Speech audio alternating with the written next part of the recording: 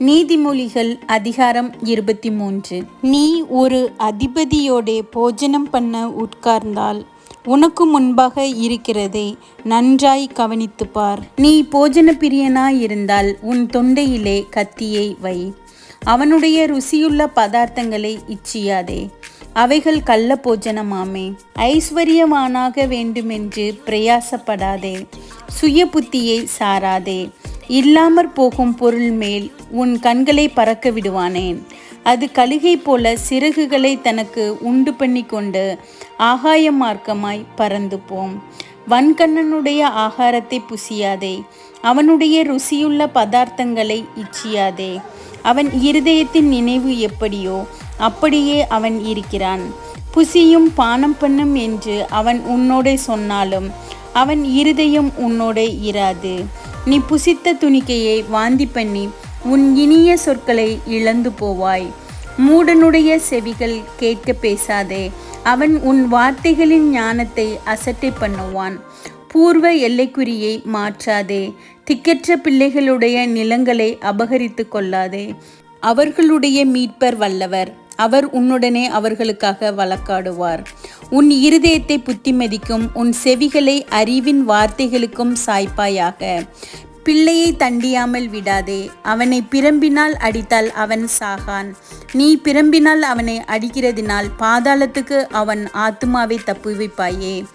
என் மகனே, உன் இருதயம் ஞானமுள்ளதாய் இருந்தால் என்னிலே என் இருதயம் மகிழும். உன் உதடுகள் செம்மையானவைகளை பேசினால் என் உள்ளந்திரியங்கள் மகிழும். உன் மனதை பாவிகள் மேல் பொறாமை கொள்ள விடாதே.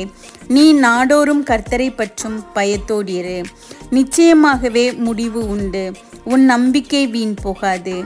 என் மகனே, நீ செவி கொடுத்து ஞானமடைந்து உன் இருதயத்தை நல்வழியிலே நடத்து.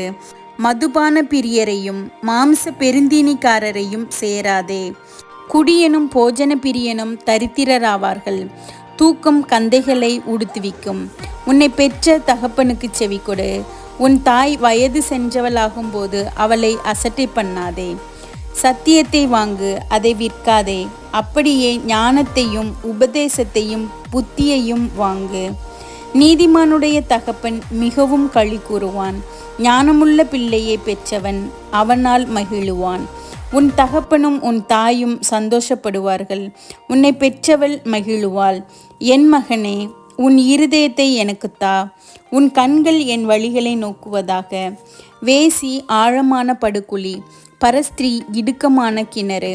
அவள் கொள்ளைக்காரனைப் போல் பதிவிருந்து மனுஷருக்குள்ளே பாதகரை பெருக பண்ணுகிறாள். ஐயோ, யாருக்கு வேதனை, யாருக்கு துக்கம், யாருக்கு சண்டைகள், யாருக்கு புலம்பல், யாருக்கு காரணமில்லாத காயங்கள், யாருக்கு இரத்தம் கலங்கின கண்கள்.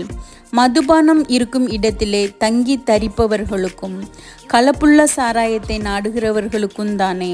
மதுபானம் இரத்த வருணமாயிருந்து பாத்திரத்தில் பளபளப்பாய் தோன்றும் போது நீ அதை பாராதே. அது மெதுவாய் இறங்கும். முடிவிலே அது பாம்பை போல் கடிக்கும், வீரியனை போல் தீண்டும். உன் கண்கள் பரஸ்திரீகளை நோக்கும், உன் உள்ளம் தாறுமாறானவைகளை பேசும். நீ நடுக்கடலிலே சயனித்திருக்கிறவனைப் போலும் பாய்மரத்தட்டிலே படுத்திருக்கிறவனைப் போலும் இருப்பாய். என்னை அடித்தார்கள், எனக்கு நோகவில்லை.